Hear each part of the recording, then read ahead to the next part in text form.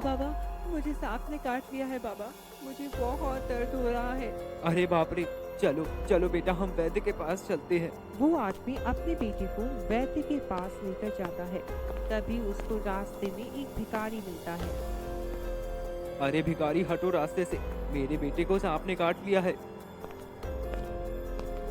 कहाँ काटा है सांप ने बेटा? दिमाग मत खा भिखारी, चल हट, जाने दे हमें।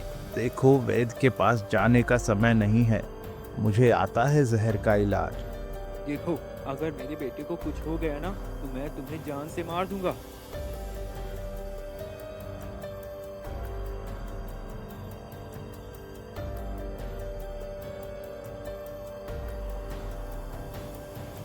अरे बाबा, मेरा दर्द तो गायब हो गया।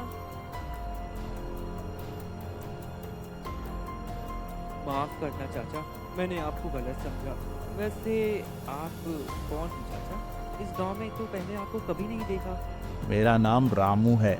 मेरा गांव 5 कोस दूर है। मेरा इकलौता बेटा था। ऐसा ही बहुत सुंदर और बुद्धिमान था, लेकिन वो बचपन में कहीं गुम हो गया। तब से मैं इधर उधर गांव में भटकता हूँ। ओह, बहुत दुख की बात है चाचा। खैर, जो हुआ सो हुआ। लेकिन चाचा, ये कुछ पैसे रखो आप, ये आपके काम आएंगे। और कभी भी कोई भी चीज़ की ज़रूरत हो तो बोलना। जी शुक्रिया बेटा। रामू चाचा कुछ दूर जाकर एक समोसे की लारी पर आते हैं। थोड़े समोसे दे दो, मुझे बहुत भूख लगी है। ये लो, और जल्दी यहाँ से जाओ। टाइम मत खोटी करो मेरा।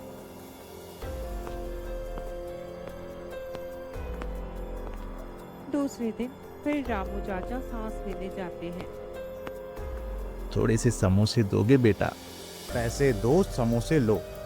बेटा, पैसे तो आज मेरे पास नहीं, कल थे, वो तुम्हें दे दिए। ये लो, और दूर जाओ यहाँ से। शुक्रिया बेटा। वैसे तुम्हारा नाम क्या है बेटा? मेरे नाम से तुम्हें क्या है बूढ़े? भागो यहाँ से। इसी तरह शाम हो जाती है। मोहन अपनी दुकान बंद कर घर आ जाता है और रामू काका मोहन के घर के पास वाले मंदिर में सो जाता है।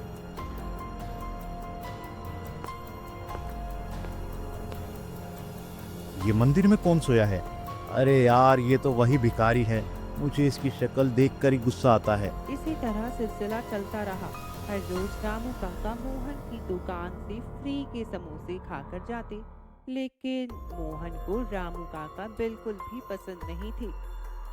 मुझे इसकी शक्ल देखकर ही गुस्सा आता है। दुकान के पास भी यही और घर के पास भी यही। तभी थोड़ी देर बाद वहाँ रामू काका आ जाते हैं। क्या कर रहे हो बेटा? मैंने सोचा कि तुम्हारी खबर लेके आता हूँ। क्या करोगे मेरी खबर लेकर?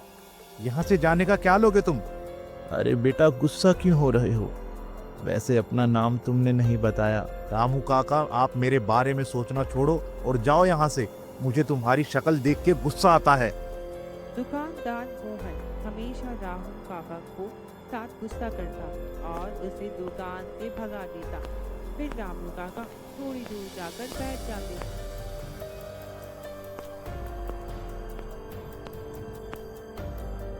अरे काका, आप यहाँ क्या कर रहे हो? जब इस समोसे वाले को देखता हूँ तो मुझे अपना बेटा याद आता है, इसलिए मैं यहाँ बैठा रहता हूँ। ओह, ये बात है। वो भी बेचारा अनाथ है, उसके भी आगे पीछे कोई नहीं है। खैर, वो सब छोड़ो, और किसी भी चीज़ की ज़रूरत हो तो मुझसे बता देना। इसी तरह कई दिनों तक यह सिलसिला चलता रहा, परंतु फिर एक दिन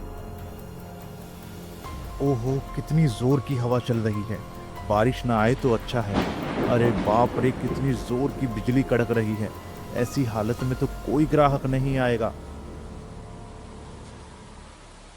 फिर थोड़ी थोड़ी बारिश भी शुरू हो गई और रामू अपनी दुकान बंद कर घर चला जाता है।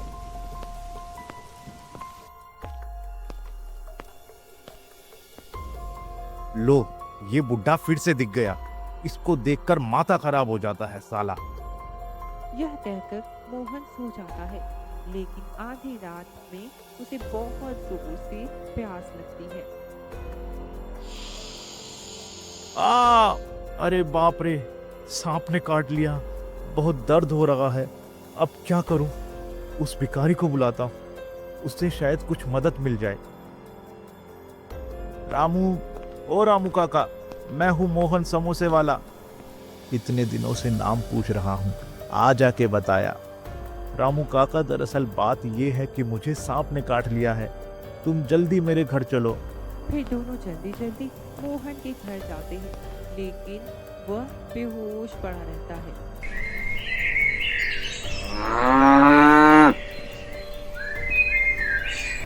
मोहन नींद से उठता है। हाँ देखो, तुम्हारे पैर पे जड़ी बूटी लगाई है उन्होंने। तुम्हारे लिए जान बचाने की खातिर उन्होंने अपनी जान भी जोखिम में डाल दी। बड़ी मुश्किल से तो उसकी जान बची है। क्या रामू काका, तुमने मुझे बचाने के लिए अपनी जान जोखिम में डाल दी? किस मुंह से शुक्रिया करूं आपका रामू काका। रामू काका नहीं, उन्हें पिताजी बोलो। पिताजी? मैं कुछ समझा नहीं। हाँ बेटा, जब तू छोटा था तब कहीं गुम हो गया था, और बाद में मुझे मेरे एक दोस्त ने बताया कि तारापुर गांव में एक लड़का है जो बिल्कुल तुम्हारे लड़के जैसा दिख रहा है। मुझे भी थोड़ा कुछ याद आ रहा है। मुझे माफ कर दीजिए पिताजी, मैंने आपको बहुत तंग किया।